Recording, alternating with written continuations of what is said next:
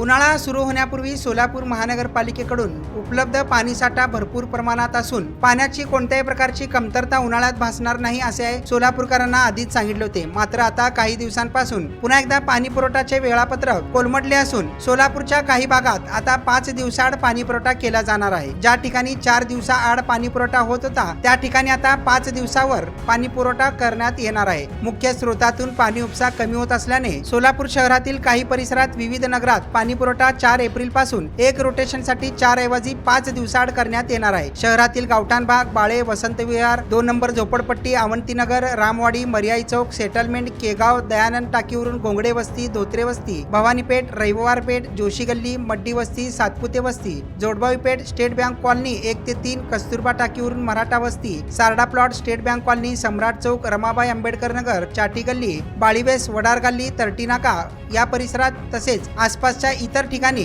पाणी पुरवठा 5 दिवसाआड असेल। नागरिकांनी उपलब्ध पाण्याचा वापर काटकसरीने करण्याचे आवाहन पालिका पाणी पुरवठा विभागाने केले आहे।